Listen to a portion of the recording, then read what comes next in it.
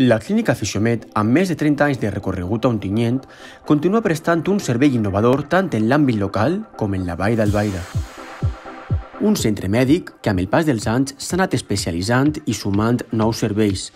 Fruit d'aquesta innovació, Fixomed compta amb un nou servei de presoteràpia, una tècnica per a realitzar un drenatge limfàtic tant en persones que presenten problemes mèdics com estètics, com puguen ser alteracions en el sistema circulatori, cames cansades, edemes, cel·lulitis o acumulació de grasa, entre altres coses. Nosaltres, pensant de cara a l'estiu i de cara al bon horatge, hem ficat aquesta màquina nova, que és la presoteràpia, perquè si les dones i homes que vulguin vindre a utilitzar aquest servei tenen uns bonos disponibles a 10 euros cada sessió. Aquesta tècnica es du a terme aplicant aire al cos i per a fer-ho és necessari que la persona s'introduïsca en un vestit pneumàtic dotat d'un determinat nombre de cambres que distribueixen pressions d'aire al llarg de les zones del cos afectades. Es tracta d'un tractament eficaç, molt senzill de portar a cap i no dolorós. Tanmateix, no és l'única novetat. En breu, Clínica Fixomed oferirà un servei d'ecografia musculoesquelètica. Per això, han adquirit un ecògraf d'última tecnologia que permet avaluar de forma objectiva i clara el teixit musculoesquelètic lesionat per així poder valorar i realitzar un diagnòstic el més certer i precís possible.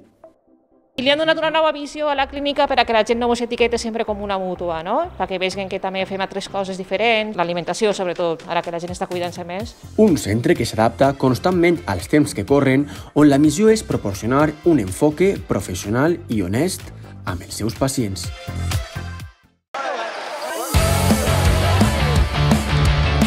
El Mig Any Fester obre i tanca el mes de febrer amb competició esportiva. Perquè per arribar al Clariano, primer s'han de passar les fases prèvies. Així ha estat en un intens cap de setmana on les comparses de mudèjares i moros espanyols jugaran la gran final del dissabte 26.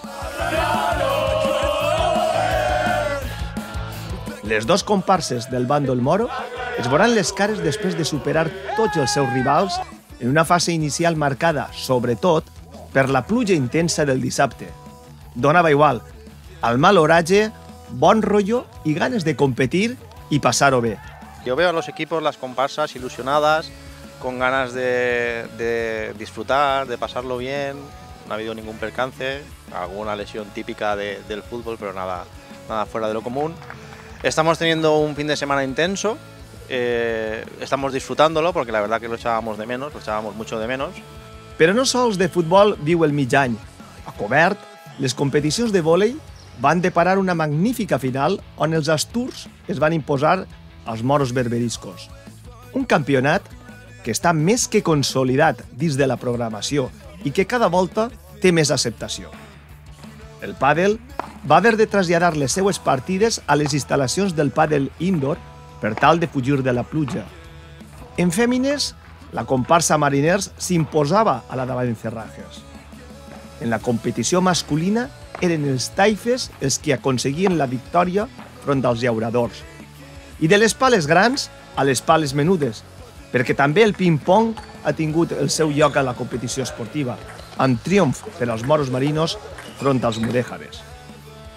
L'esport ha estat el fil conductor del cap de setmana, però més enllà de l'enfrontament, sens dubte, el gran protagonista ha estat el campió mundial David Meca y la seva impactant conferencia motivacional. Vamos a hablar de esfuerzo, vamos a tratar de hablar de sacrificio, pero sobre todo también efectivamente de resiliencia, ¿no? De esos momentos complicados en los cuales todos queremos tirar la toalla porque estamos cansados, agotados y a veces no nos damos cuenta que esa no es la opción, que la opción siempre es seguir nadando, seguir luchando y que la vida consiste en eso, en seguir nadando, sea cual sea el problema, porque los tiburones más peligrosos no están en el mar, sino en nuestras mentes.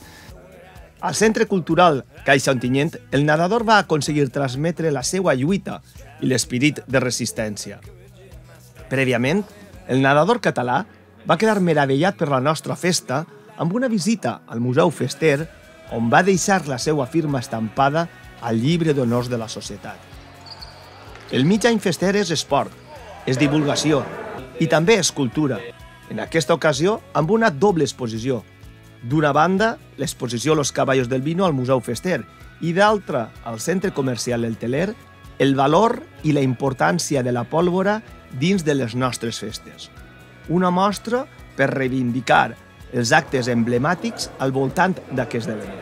I és un acte que en els últims temps està donant-nos molt de, diguem, no problemes, però moltes traves per part de l'administració i que no tenim que deixar perdre. I aquestes traves, per exemple, no poden fer que els festers es cansen i no isquen a disparar, i més tenint en compte, per exemple, en el cas nostre, com és Ontinyent, que tenim 3 actes, dels quals 2 han sigut declarats bé d'interès cultural, lo normal és mantindre aquestes tradicions. El Mig Any Fester ha obert el seu mes de febrer amb una programació que encara anirà a més al llarg de les pròximes setmanes.